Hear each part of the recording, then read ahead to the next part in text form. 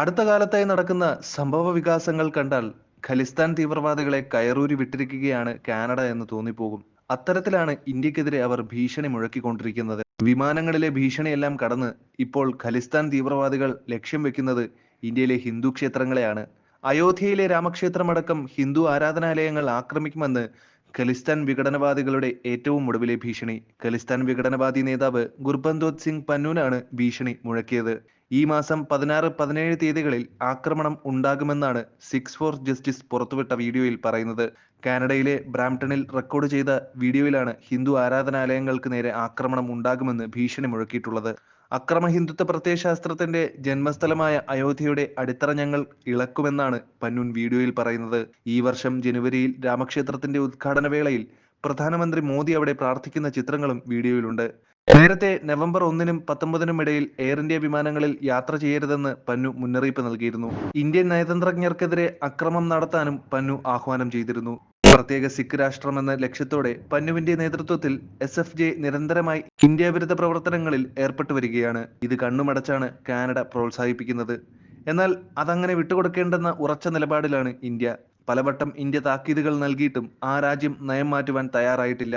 ഇന്ത്യയുടെ ശത്രുക്കളെ ഭൂമിക്ക് മേൽ എവിടെയും എത്തി നേരിടാനുള്ള കരുത്ത് ഇന്ന് രാജ്യത്തിനുണ്ട്. യാചനകളുടെ ഇന്നലകൾ വച്ച് ഇന്ത്യയെ വില കുറച്ച് കാണാൻ ശ്രമിക്കുന്ന ഏത് ആഗോള ശക്തിക്കും മറുപടി കൊടുക്കാൻ ഇന്ന് ഇന്ത്യക്കാവും. ഖലിസ്ഥാൻ ഭീകരരുടെ സുഖവാസ കേന്ദ്രമായി കാനഡ മാറിയിട്ട് കാലങ്ങളായി. ഇന്ത്യ വിരുദ്ധ പ്രവർത്തനങ്ങൾക്ക് സ്വന്തം മണ്ണിൽ ഇടം കൊടുക്കരുതെന്ന് കാനഡയോട് പലവട്ടം ആവശ്യപ്പെട്ടിട്ടുള്ളതാണ്. എന്നാൽ അവിടെ നിലനിൽക്കുന്ന സവിശേഷമായ രാഷ്ട്രീയ സാഹചര്യം ഖലിസ്ഥാൻ ഭീകരവാദികളെ പ്രീണിപ്പിക്കാൻ ആ രാജ്യത്തിന്റെ ഭരണാധികാരികളെ നിർബന്ധിതരാക്കുന്നു എന്ന് വേണം മനസ്സിലാക്കാൻ. 2019-ൽ കാനഡ സിഖ് ഭീകരവാദത്തെ ഒരു പ്രധാന ഭീഷണിയായി അംഗീകരിച്ചിരുന്നെങ്കിലും പിന്നീടത് ഔദ്യോഗിക രേഖകളിൽ നിന്ന് നീക്കം ചെയ്തു. അത്തരം നിലപാടുകൾക്ക് കൊടുക്കേണ്ടി വരുന്ന വിലയാണ് കാനഡയ്ക്ക് ഇന്ത്യയുമായി ഉണ്ടായിട്ടുള്ള നയതന്ത്ര പ്രതിസന്ധി. ഖലിസ്ഥാൻ ഭീകരർ ഹർദീപ് സിംഗ് നിജ്ജറിന്റെ കൊലപാതകത്തിൽ ഇന്ത്യക്ക് പങ്കുണ്ടെന്ന തരത്തിൽ കനേഡിയൻ പ്രധാനമന്ത്രി ജസ്റ്റിൻ ട്രൂഡോ നടത്തിയ പ്രസ്താവനയിൽ നിന്നും ആരംഭിച്ച നയതന്ത്ര യുദ്ധം ഇക്കഴിഞ്ഞ ദിവസം വീണ്ടും വഷളാവുകയുണ്ടായി. ഹർദീപ് സിംഗ് നിജ്ജറിന്റെ കൊലപാതകവുമായി ബന്ധപ്പെട്ട കേസിൽ ഭാരത ഹൈക്കമ്മീഷണർ അടക്കമുള്ള ഉദ്യോഗസ്ഥരെ പ്രതിയാക്കാനുള്ള കാനഡയുടെ നീക്കത്തോട് നയതന്ത്ര പ്രതിനിധികളെ തിരിച്ചു വിളിച്ചുകൊണ്ടാണ് ഇന്ത്യ പ്രതികരിച്ചത്. കൂടാതെ ഡൽഹിയിലുള്ള കാനഡയുടെ 6 നയതന്ത്ര പ്രതിനിധികളെ ഭാരതം പുറത്താക്കുകയുണ്ടായി. കഴിഞ്ഞ വർഷം 40ഓളം ഉദ്യോഗസ്ഥരെ ഇരു രാജ്യങ്ങളും മടക്കി വിളിച്ചിരുന്നു. ഇത് വിസ നടപടികളെ കുറച്ചൊക്കെ ബാധിച്ചിട്ടുണ്ട്. ഇന്ത്യക്ക് പുറത്ത് ഏറ്റവും കൂടുതൽ സിഖ് വംശജരുള്ള രാജ്യമാണ് കാനഡ.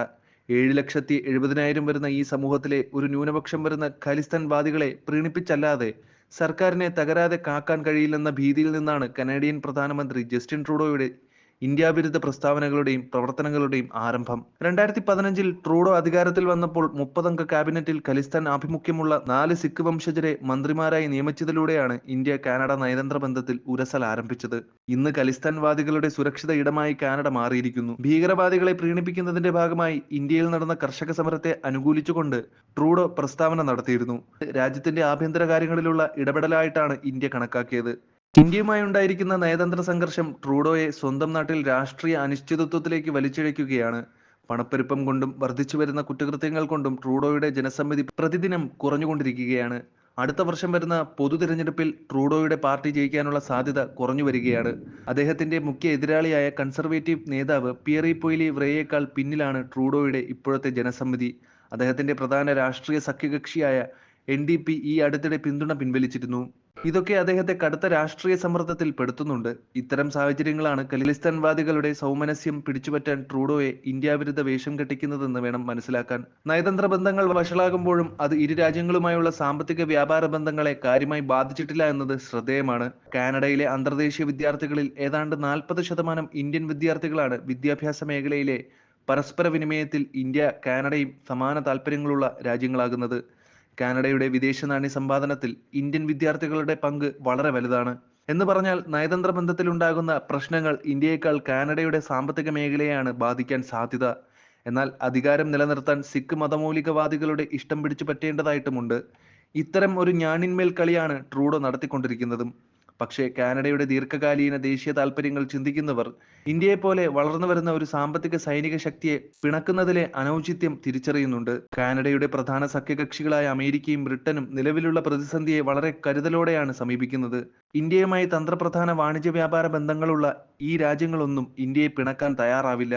എന്ന് മാത്രമല്ല, ഇൻഡോ പസഫിക് മേഖലയിലെ തന്ത്രപ്രധാന പങ്കാളിയായി ഇന്ത്യയെ കാണുന്നവരാണ് ഈ വൻ ശക്തികൾ. അതുകൊണ്ട് തന്നെ കാനഡയുടെ ഇന്ത്യാവിരുദ്ധ നിലപാടുകൾ ട്രൂഡോയുടെ ഭരണമാറ്റത്തോടെ അവസാനിക്കുമെന്ന് വേണം കരുതാൻ.